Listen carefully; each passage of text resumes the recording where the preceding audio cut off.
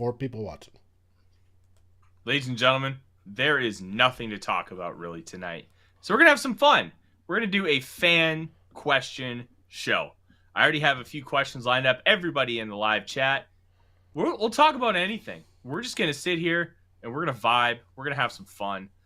Let's chat. Let's have a really good time. And I'll answer all your Vikings questions. I'll answer food questions.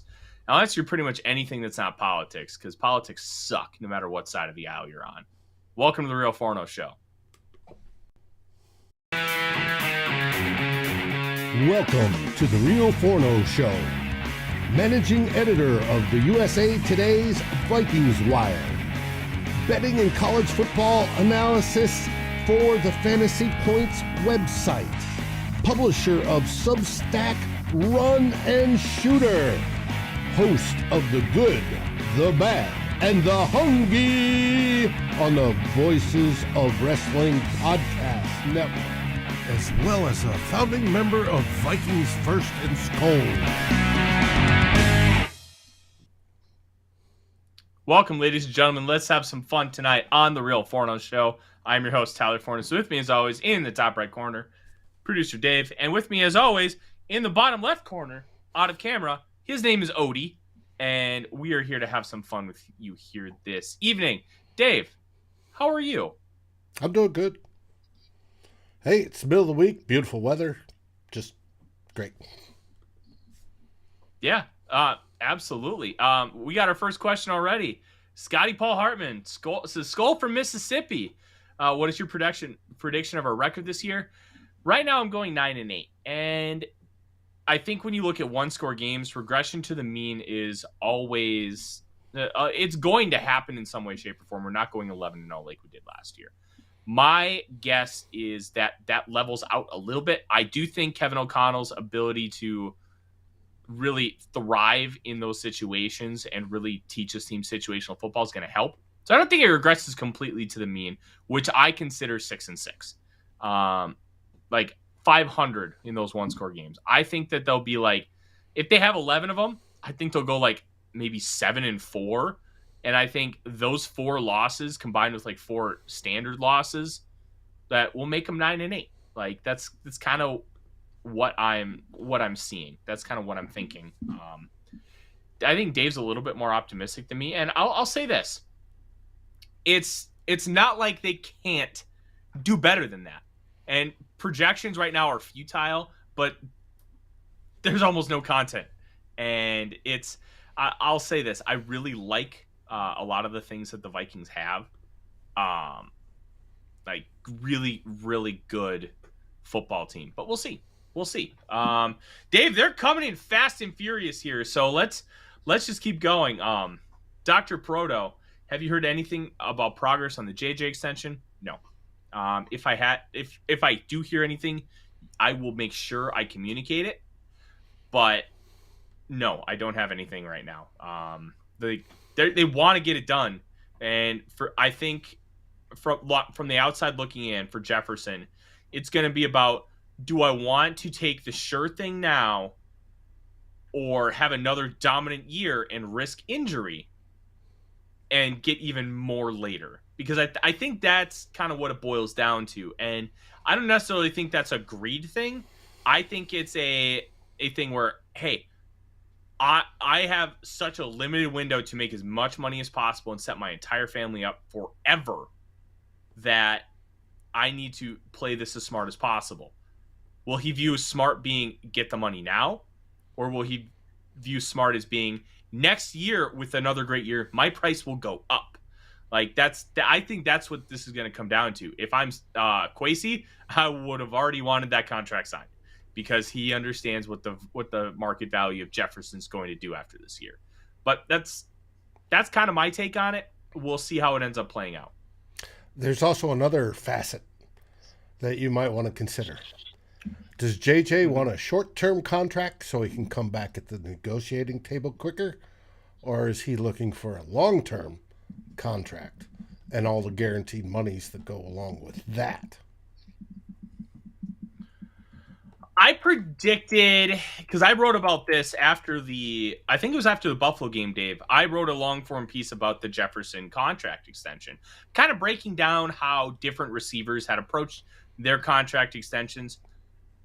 Outside of Devontae Adams and Tyreek Hill, both of whom were on third contracts, only A.J. Brown took more than 3 years. Like Deontay Johnson, 2 years. DK Metcalf, Terry McLaurin, they went 3 years. A.J. Brown went 4, which I found a little bit surprising considering what the recent trend was. Because if you go a 3-year extension, you're basically playing 2 years on it, and then you're doing another extension if you're still that guy. So I predicted Jefferson to do a 3-year, $96 million extension, which means $32 million on average a year. Now you can have void years and you can push some money out. You can play with that. But that's what I thought the extension would be. I don't know what it will be when they eventually also sign heard, what, 160, I think, somewhere in that range. Dr. Proto asked a related question of, is there a risk of a holdout? No. Not unless he gets franchised and he doesn't have a contract signed, because the new CBA makes it pretty much impossible to hold out. It's just one of those things. We skipped one. I think it was, where is it? David Rinaldi. Do you see Madison getting 275 to 300 carries? Oh, I haven't missed that. I'm only on the third comment on my screen. There's even more questions. No, I don't. I don't think he's going to be that true bell cow. I don't think he'll get to 300. I think 200 is very plausible, assuming there's no injuries. I think this backfield is going to be approached like the Saints have used their backfield for years, like the Eagles have used their backfield. They're going to spread the ball around, and they're going to spread it around to multiple players and try to keep those guys fresh. And not only that, they have different skill sets, and they're going to be able to utilize them as such. That's how I think it's going to happen. We'll see. There's a lot that can change. They may view Madison as a true bell cow.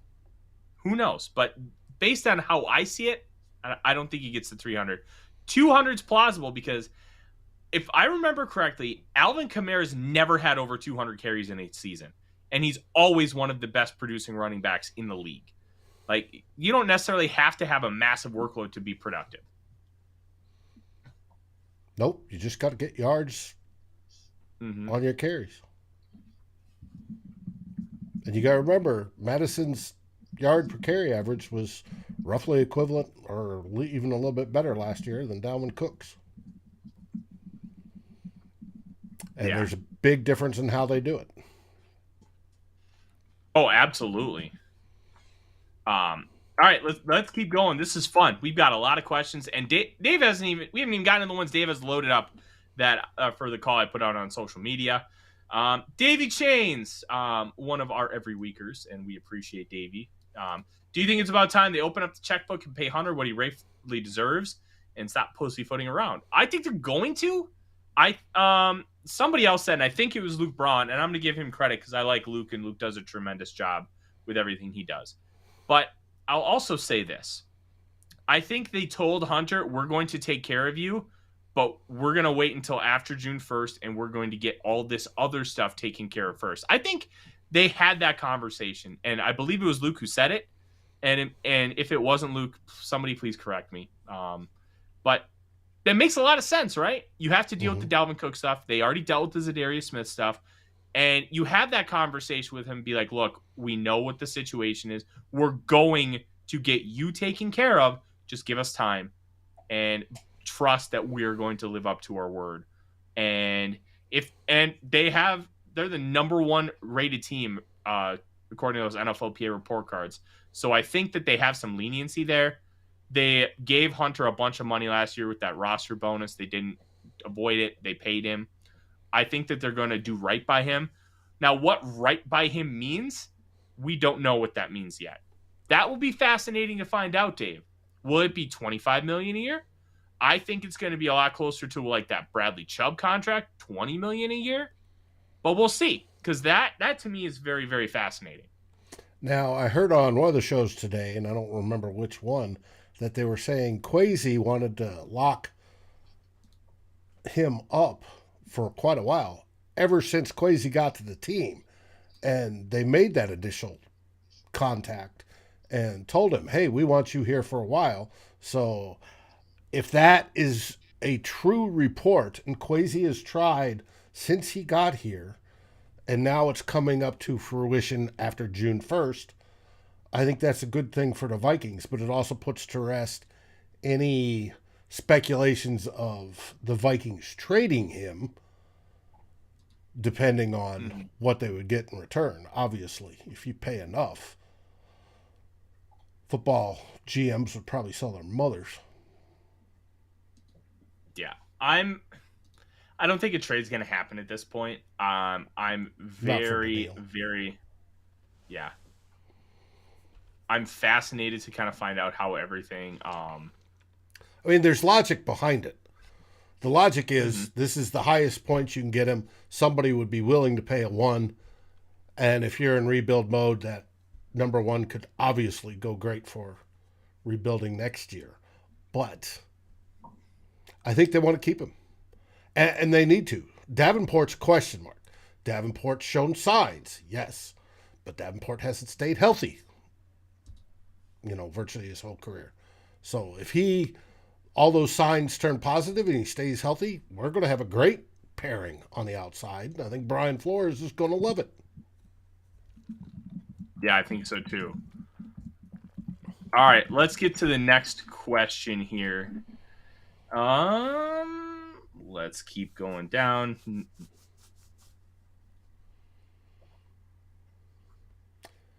Now. Oh, here we go from Anthony. What late round pick will surprise in a good way this year? I think I'm not going to go with Jaren Hall because I don't think he's going to play. I'm not going to go with Dwayne McBride because he's already being hyped up as one of those guys. I'm going to go with Jay Ward. I think he is going to be used like a versatile weapon. I think he's going to be used like the Patrick Chungs, the Eric Rose of the world, Kyle Duggar. He's going to be used in a versatile way, and they're going to utilize him to attack. And I think it's going to surprise people how much he actually plays. Don't be shocked if he ends up playing something like 400 or 500 snaps this year because of that versatility and the ability to do a lot of different things. Plus, injuries happen. So that's where I'm leaning. Jaquan Roy, I don't know how they're going to use him. I don't think he's a true nose tackle, especially in this scheme. Weighing like 308 pounds, that doesn't scream nose to me. I think he's going to be more of a 4-eye, 3 technique, 5 technique, depending on kind of what the front looks like on what down. Like, I'd be shocked if he plays a true nose, but I think Jay Ward is going to surprise people how much he plays.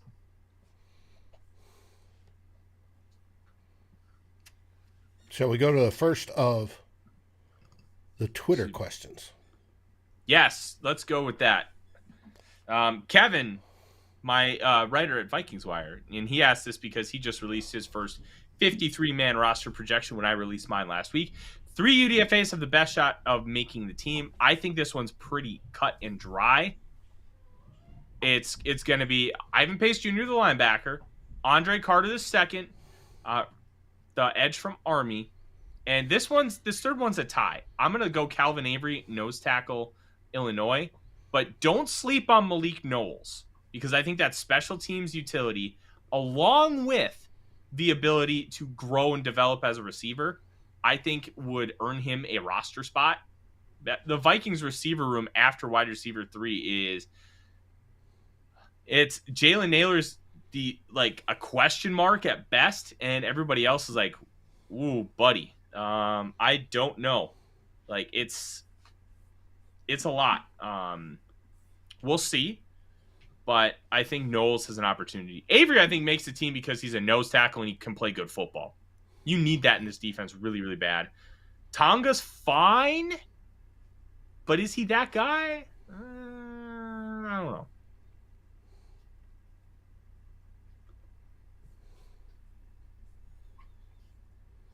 Next question. Let's go. Yes, sir. Tyler, Ireland. Where is Tyler? He usually pops up on the show. I'm not sure. But which player is most likely to regress in 2023? Not slight statistical regression, but a substantial dip in quality of play. That's an interesting one because before I read that last caveat, I was kind of thinking Justin Jefferson because like it's going to be so hard for him to duplicate what he did last year, and that's no fault of his own. That's no fault of his talent. When you have a career year, it's unlikely that you duplicate it with another career year. It's just kind of the way like trends and math works, and it's not insulting him at all. With every defensive coordinator we face coming up this year, game planning specifically against Justin Jefferson. Yeah, absolutely.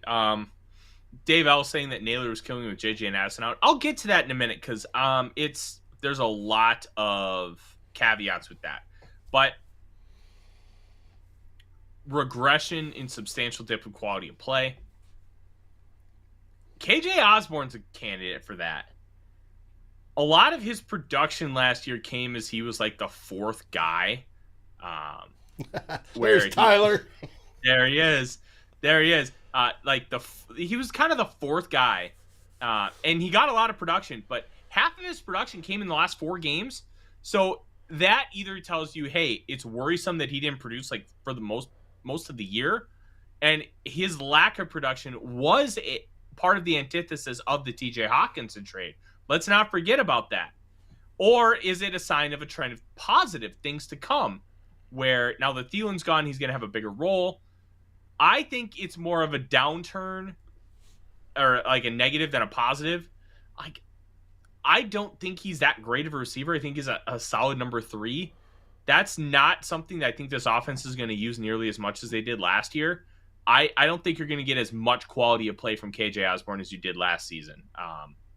But I've never been very high on him. I think he's okay at best. Like, yeah, but is that a dip in his quality, or is that a dip in and plays designed for him? Well, both. See, when I see he didn't have plays designed for him last year. Right. Well, he may have been number 2 or 3 options, but they were there, right? And they hit him. Now, obviously, the 1, 2, and 3 options are always going to be JJ, Addison, and Hawkinson now. So even as wide receiver number 3, he's probably the 4th guy that Kirk looks at. So it's going to be tough. It's going to be interesting. Now, the logical response to this is you look at the old guys. What old guys do we have on the team? We have Harrison Smith, the hitman. Is he going to regress? Is he going to get slower? He's, 34? Somewhere up in there? Yeah. For a safety, that's up there. And then, of course, the other one is Kirk Cousins. He's going to be 35. And, I've done the studies on it. When do quarterbacks start to deteriorate? And we may have seen hints of it last year, but 35 is that key year when they do. Hopefully that is not the case, because we need everybody firing on all cylinders this season, because we do have a difficult schedule, especially the first third of it. Get through that, and I think we'll be golden. But we want to take this team further than it's ever been before with these people. So we don't want regression. We want progression in their skills, or at least in their outputs. Now, Harrison Smith may be a tad bit slower, but if Brian Flores is using him to screw with quarterbacks' heads, be it coming up in the box, staying back, doing safety blitzes or whatever, that's a great, great thing. And as far as Kirk Cousins, as long as he can stay productive, hit those wide receivers we just talked about, and march that offense down the field, stop with this bullshit 3 and outs, I think we will do just fine. Yeah. let's go to the next one. But instead of going to the next one you have, Dave, we're going to go to my worthless opinion, whose opinion is not worthless on this show. Why wouldn't they put Carter in the practice squad? Talking Andre Carter II. What are the odds of another team sniping a guy they didn't want to draft and probably won't be a starter this season? So this is something I've talked about quite a bit with a lot of people. This is something I argued with you over. I think that he's a guy that they will keep on the practice squad or on the main roster because I think somebody will snipe him. To me, the $340,000 guaranteed tells you that other teams were very interested and they knew that they needed to go above and beyond in order to get this guy in the fold. Now, not a lot of guys that get released get claimed off of waivers right away. So there is a chance you can get him on the practice squad. There's also a chance that you don't. I think I really, really think that they're going to try everything to keep him. Plus, you also have this factor of Kwesi Adolfo-Mensah has already shown that he is going to prioritize his guys over guys that were here before he got here. And I think that's why he might be willing to keep Andre Carter over a DJ Wanham. Is that the best choice? You can argue that all day. But I don't think that he makes it. If he hasn't anywhere close to decent camp, because they know he's a project, that he's going to be he's going to make the final 53. He's got to bomb the process in order to not make it, in my opinion. I think he's going to be on the practice squad, but that's where you and I disagree. Yeah, what's it like to be wrong, Dave? I wouldn't know. That's why. Oh, come on, you're married.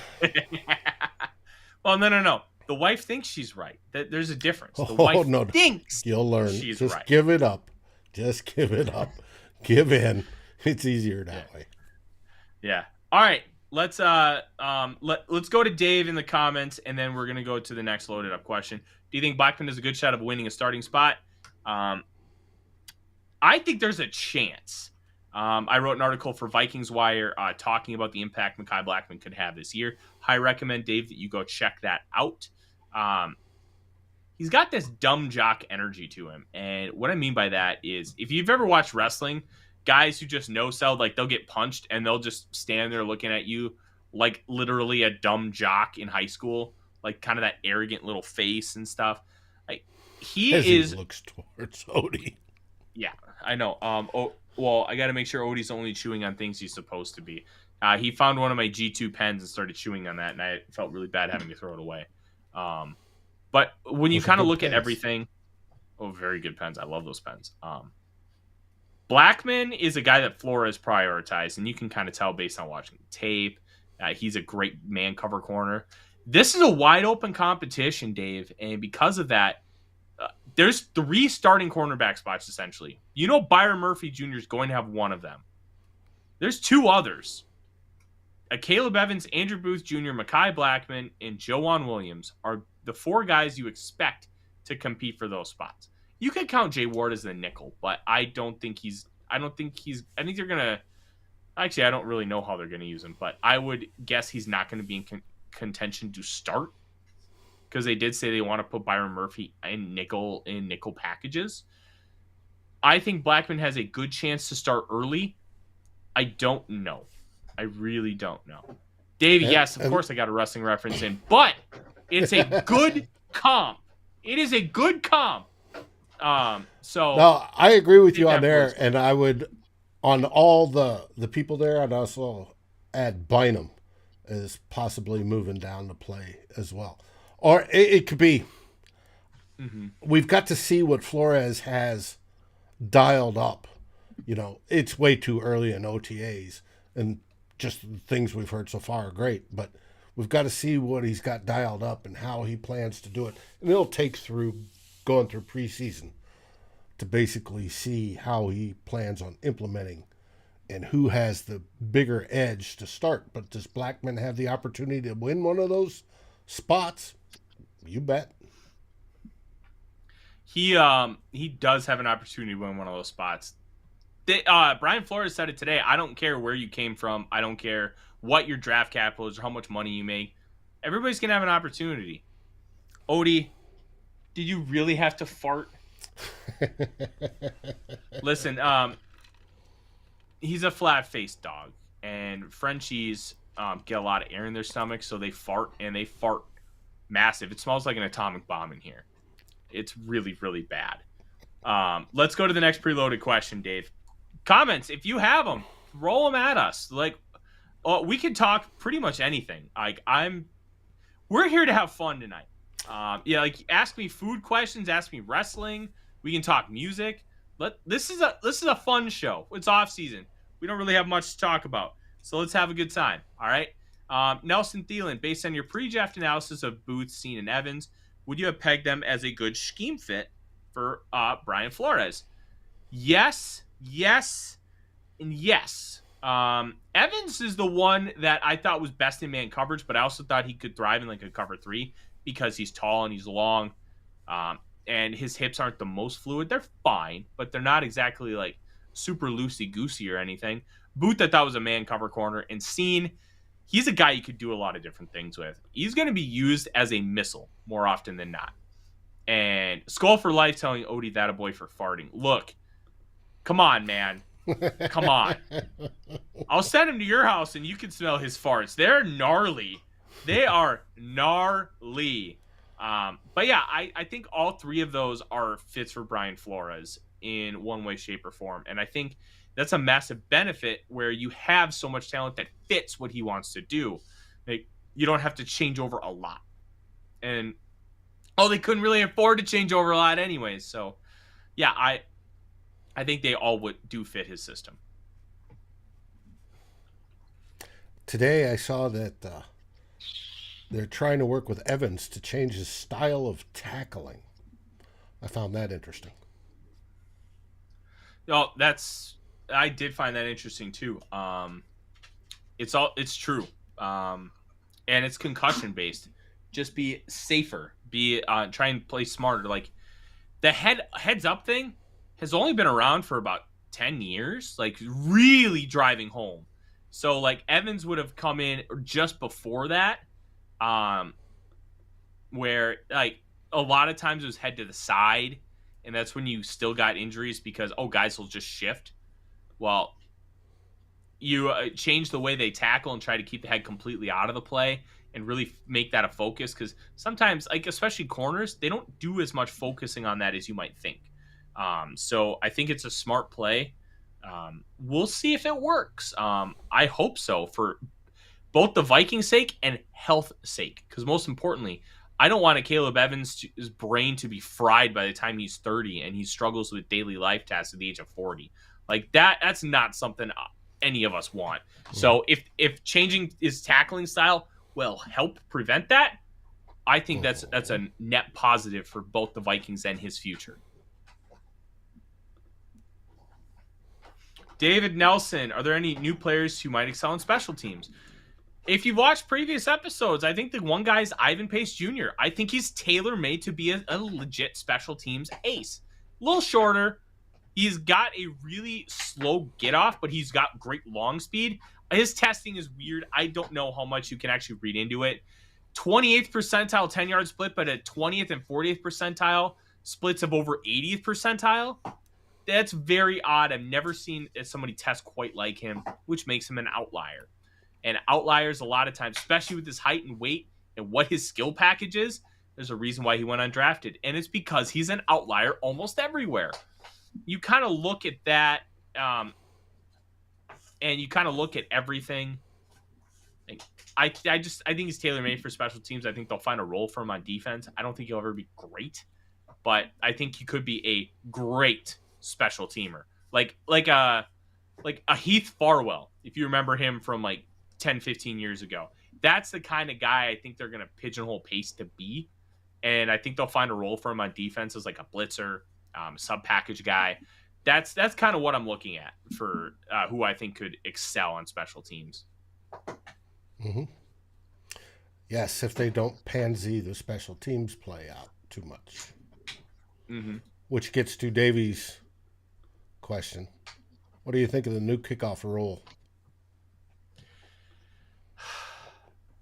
I like that they're trying to make the game safer. I do think that ultimately they're going to go to what the XFL does. And if you don't know what the XFL does, all the defenders line up at the other 30-yard line. All the blockers line up at the 25. None of those guys can move until the ball is caught. Now, the XFL also has a rule that the ball, it has to be a return. The ball has to be caught between the 0 and the 20. If it's not, it goes right out to the 40. So they're incentivizing kickoffs, but they're also making them safe. The defenders end up at the same spot they would if they ran with a head of steam. Instead, they get no steam.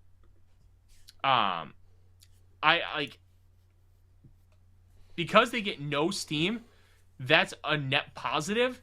Because to my knowledge, I don't think there was one single injury on kickoffs this year in the XFL.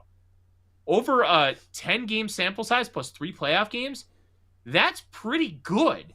Now, they may want one more full year to really get a hold of this, because this new kickoff rule is a 1-year trial period. They do this with a lot of rules, like the pass interference calls being reviewed by review. Like, you could challenge, and they can be reviewed. That was a 1-year trial. So this is 2. I think that's kind of where they're going to end up, but we'll see. Tyler Ireland makes a comment about that kickoff rule, saying he doesn't think it affects Wongwu's chance of making the roster. I think it does, because he has shown zero aptitude to be anything out of the backfield. Not in preseason, not in his few regular season snaps, and I don't know if he has it in him to be a capable back in 3 downs. Like, you want him to be. You hope he can. He's shown none of it yet. And to me, that's worrisome. Yeah, but just because they're putting in this rule that you can fair catch it doesn't mean a kick returner has to fair catch it.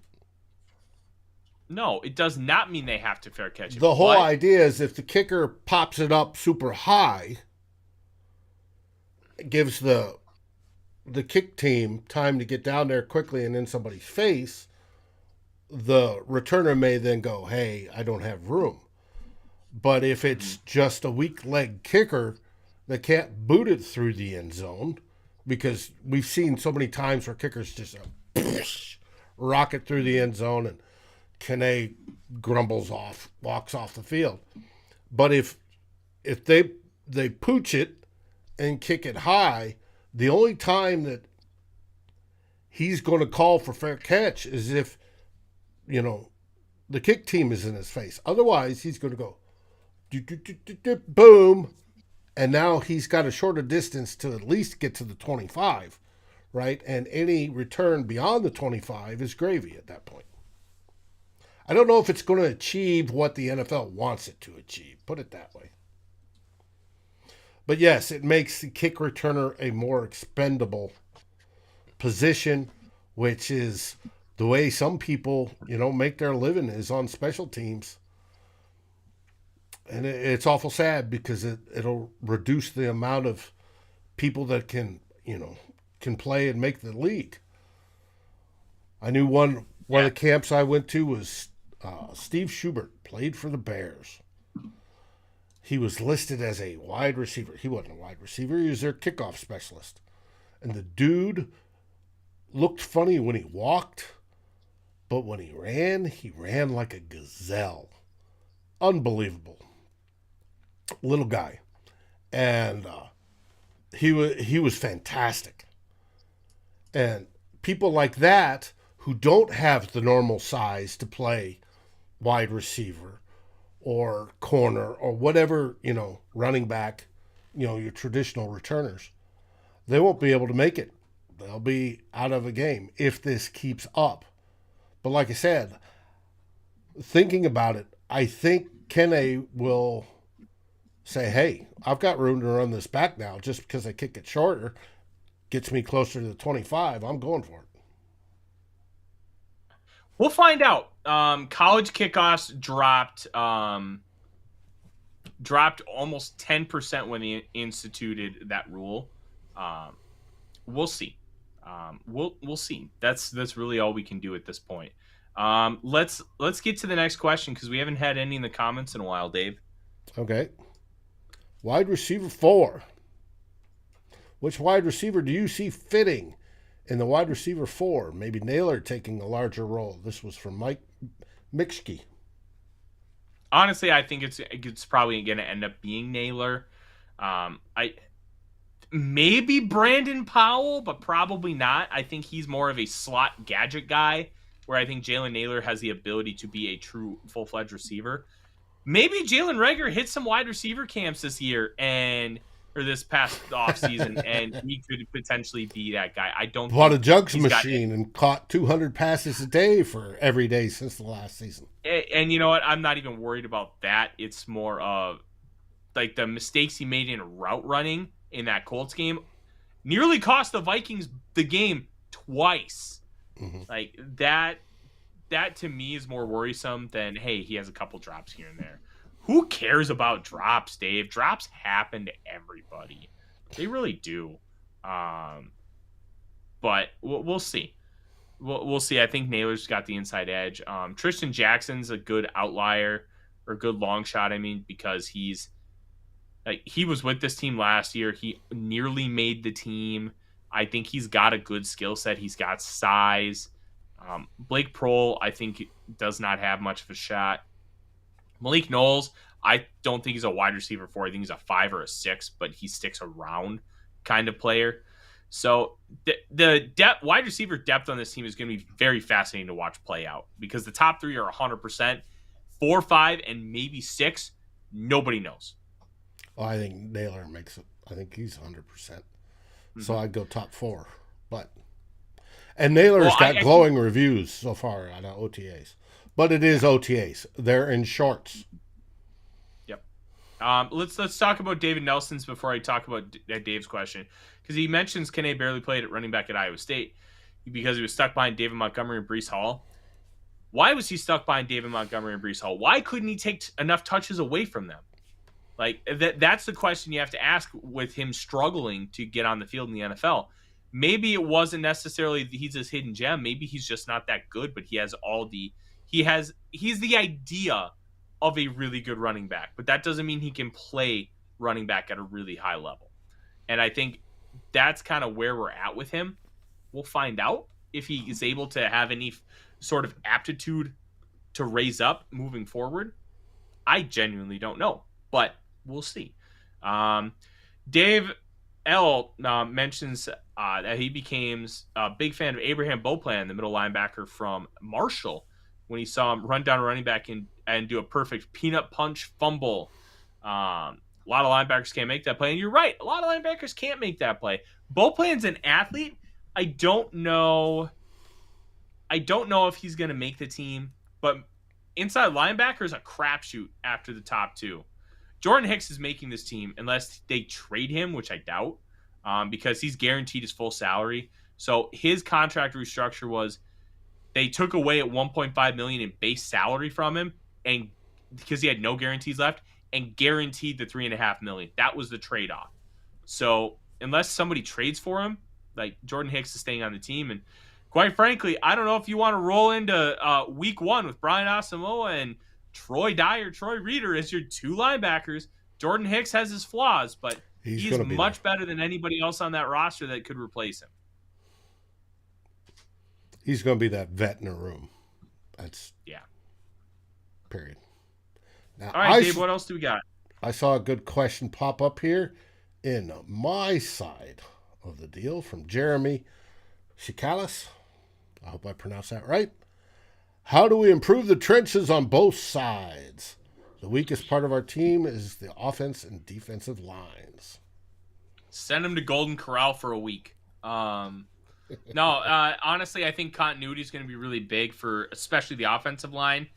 When was the last time we had an improved unit then return the next season? It's been a long time. It's been a long time, Dave. And when I look at all of this, I think that the Vikings have a really good unit. I don't know if they're a great unit, but the offensive line is good. It is solid. And because it's solid, I think we're in a really good spot. Now, to answer the question, how do you improve them? that comes through coaching. And you're going to want to work on technique, balance, strength, hand speed. You want to work hand fighting with them. And you want to run drills for specifically the interior guys on how to handle stunts. And it's just repetition, repetition. You don't have to be hitting at this point in time. You just have to run drills, and they'll be light contact because you're going against the defense. Defense is just the exact same thing. You're working on technique, balance, hand play, stuff like that, how to run stunts, how to read, and it's repetition, repetition, repetition with the coaches standing there going, no, release him now, right? If he's yelling at Ed Ingram to Bradbury, if Bradbury stays on too long to assist or whatever it is, it's the coaches in the background going, now, right? And that tells the lineman, all right, in this sight picture, if I've got two guys coming this way, now is the time I need to break sideways and stick with this one. It's through those sort of drills that they will get better. And with Brian Flores throwing a mixture of stuff at the offensive line, and we all saw the quote or heard the quote today from Christian Darrisaw, that's going to help the team. That's how they improve. The fact that they're back together again, their communication's already there. There's sort of an ESP that develops among especially offensive linemen, but also defensive linemen, where you can feel. Ingram can feel Bradbury. Cleveland can feel Bradbury and where they're at, where the tackles are at. And they know instinctually without having to communicate. All that comes through is reps and reps and reps, and coaches going, working on the timing of it, of the releases, doing this, doing that. And through that, they will get better. It's a combination of being here, working together for the second straight year, and good coaching. If we get that, you're going to see a big jump in their scores from last season. Yeah, we'll see. It's going to be fascinating to see how those trench units end up playing. Let's go back into the comments for questions. There were a couple good ones. I gotta find them first because we've had a lot of chat in the comments, which I absolutely love to see. There's one. Is Rager even likely to make the team? That's the one I was looking for. Yes, I believe so, unless they're able to trade him, because otherwise his entire salary is dead cap. Because he signed that first-round pick contract. The full contract is guaranteed. He's on the team unless somebody trades for him, because I doubt Quasito Clemenza is just going to dump him. He could, if he's that bad. But I think that they're going to try and at least get something out of him. Another one from Tyler is the Dalton Risner to Minnesota smoke real. No. Doogie, love Doogie. Great guy, good at his job. He keeps kind of mentioning it because Chris Cooper I think he was either at or in Dalton's wedding, because he was his former like coach in Denver. There's no smoke. That's just I think that's just Doogie trying to manifest, and I can understand it. The Vikings could use an improvement at guard, but and I also think some people want it because I've seen people say that they want it because it's like. I'm not going to say that. His pass blocking grades are better than both guards that we have. His run blocking grades, however, is not. Yeah. Ezra's got a better run blocking grade than Risner does. And you're talking about somebody that's coming into their second contract, so it's not going to be cheap. And one of the things the Vikings are working on right now is cheap, at least for now. Yes, Cleveland, he's playing for a contract this year, which is another reason I hope his play goes up. But yeah, we all hope his play goes up, because if his play goes up, it means more money for him. It means better success for the Vikings. That's a win-win in my opinion. Okay, the last of the Twitter questions. Okay. From Nelson Thielen. Also, if you had to live the next year of your life in a fictional universe, one of your favorite fandoms, which would you choose? It's a fascinating question. It took me a while to think about it. I mean, it was relatively quick. And I think I know your answer prior to. Well, let's go with this. What do you think my answer would be? Wrestling. Yeah, but I guess I don't follow. The world of professional wrestling is male soap opera. Yeah. It's an acting career. Now, you are partially in it already. You report, on your Hungy podcast. Yep. But being around it and working it, I think you would find pleasurable. But that was just, it's fictional. I mean, it's more realistic because it exists. Mm-hmm. But what would you say? You know what I think would be fun? Live like there's a lot of like out there answers. You could live in the Marvel universe. I'm gonna choose one that's more based on real life. I think it would be fun to live in the world of Home Improvement. That would be cool. And watch like in real time Tim the Toolman Taylor be Tim the Toolman Taylor. I think that'd be a lot of fun. I also think it's somewhat realistic, which is kind of why I'm going this route. But yeah, I think that would be cool. I also, admittedly, I'm a big fan of the teen soap opera, The OC, that aired when I was a teenager. Like, I think living in that world would be kind of fun, mainly because I'd have money and it'd be really nice weather all the time. I mean, stuff happens to those people like it does in every soap opera. But I do think that it would be cool to like have a lot of money and live in great weather. So I think those would be my two. I thought about Sons of Anarchy, but it's also Sons of Anarchy. I wouldn't want to do the stuff that they do. You're okay, buddy. Good boy. All right. Let's do a couple more in the comments, and we're gonna call it a night, Dave. There's one for Ty. Does Ezra have a future in Minnesota, or is he on his way out after this season? I think he's on his way out after this season. I really do.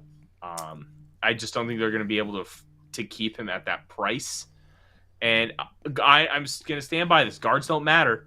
When it comes to building like the rest of your team, guard is the least important position when it comes to building your entire offense. You could argue running back, but I think when you have two really good tackles like the Vikings do, and if Bradbury continues to take a step forward at center, like just get average to above average at guard. Unless you find a Quentin Nelson or Zach Martin, then you're fine. I think Ezra Cleveland's going to command $10+ million a year, and I just don't think that they're going to pay that. I really don't. Aaron, invisible man to change all the games to wins. Oh, that would be funny. Another fun universe. Angels in the outfield. Yeah. Mine's that simple. Would be cool. What? I grew up with Star Trek. Is that original Star Trek or Next Generation? Well, the one pictured is not the original. It's not the A model. But is that Deep Space Nine? But I grew up watching the original Star Trek. I've seen every one of them. But okay. I think the ones CBS is doing now is great. I thought the Kelvin timeline was great. I grew up. It was fascinating. It was wonderful. I would love to meet 7 of 9. She's my age. Absolutely beautiful woman. Yeah. All right, a couple more. I'll do rapid fire, and then we will get out of here. Dave LS, can you put Reagan in the practice squad? Yeah, but you're not going to. Like he's a first round pick. You're not going to put him on the practice squad. I don't think that they would be willing to do that. Let's see. There was a couple more here. There's so many. Who starts between Booth and Evans if both are healthy? If you told me both guys were healthy, based on what we currently know, Caleb Evans gets to start. Mm-hmm. He played better last year in the limited opportunities both had. By the end of the year, I think it's Andrew Booth Jr. that's going to be the starter. That's where I'm at there. Comma stud, Dave. Yeah, and I'm the one wearing a red shirt today. But no. Hey, Norse Theseus knows what a crew chief is. That's what I was in the Air Force, aircraft mechanic. I relate to Scotty. I knew you did Air Force stuff, but I didn't realize you were a crew chief. That's pretty cool. Mm-hmm. Well, so let me ask you this before we go, because I think this could be fun. Like, when my best friend was in the Army, and he was MP, and he was stationed in Kandahar for a while, and he wouldn't talk a lot about it, and I wouldn't ask him a lot about it, but I did ask him kind of how they passed the time and kind of how they screwed around, because a lot of military guys like to screw around and just mess with stuff. What was kind of your guys' favorite pastime, and how did you guys screw around? Because I'm guessing you were on flight decks. Yes. Or were you at base? No, I worked on airplanes. I was also a flying crew chief. I went with my airplane anytime we deployed anywhere. No,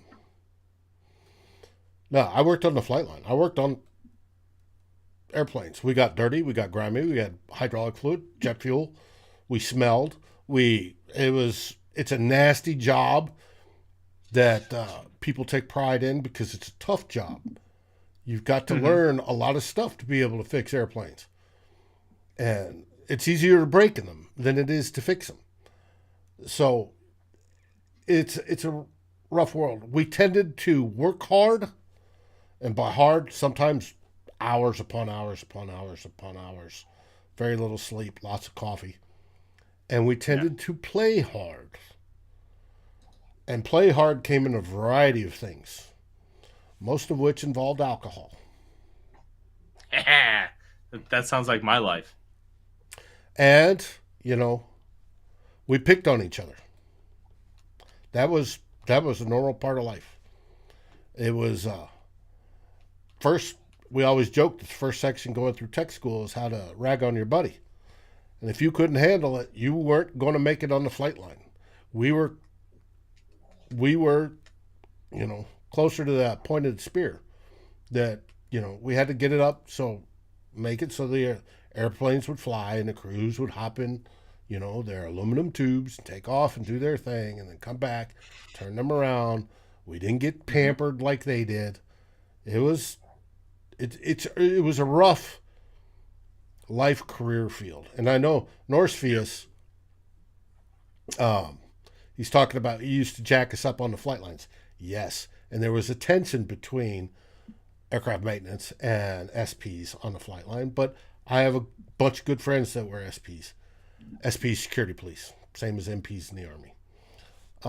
We used to joke that, they're rivet counters when they have to sit there and all they can do is count rivets on airplanes, or bunny watchers if they're in the missile fields. But it's, yes, Davey, you got to watch out for FOD. FOD is foreign objects. You don't want to suck it into the aircraft and damage engines. Engines are expensive, and then they're in the millions, and you don't want to do that. So it was a fun time. I mean, I had a blast. I'd do it all again. Thanks, Aaron. Like I said, I'd do it all over again. It was a blast. It was very rewarding mentally. I grew up with aircraft. My grandfather was an aircraft designer. Designed a whole bunch of airplanes through World War II and beyond. Engineer.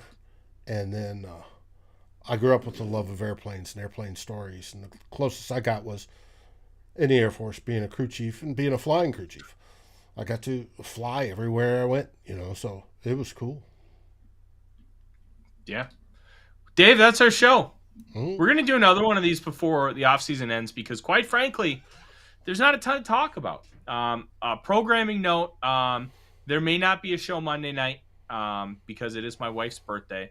So likely you guys just enjoy your Memorial weekend, and we will be back on Wednesday. If we have something, it'll be pre-recorded, so you'll just be able to watch at your own convenience. But yeah, my wife's mom and brother are coming into town tomorrow. No, not tomorrow, Friday. And then they're going to be here until Monday. And then Monday is my wife's actual birthday. Cool. So, yeah, Davey, happy birthday from us. Oh, I will. Davey, I know we got a bunch of veterans here, and I am grateful that you guys were all more courageous than I was, because I did not have the guts to try to get through boot camp. Hey, Monday Monday isn't about us. It's about the ones we lost. Hey, I know, but even so, I'm just gonna say that I'm appreciative of everybody who stepped forward and wore the uniform, because like that you get a lot, like there's a lot of politics involved with the military, but at the end of the day, anybody who chooses to serve their country, it's not political, it's honorable as hell. So I appreciate it, and I'm Norse Fias put his I know what those guys went through. They went through some shit too. So yes. Yep. And Davey's another one in the group, and I'm sure there's more. But speaking of program notes, we've been working on something for days, and you'll find out in a little over a week. Yes, sir. In the meantime, guys, have a great Memorial Day weekend. And as we always say, SKOL Vikings. SKOL Vikings!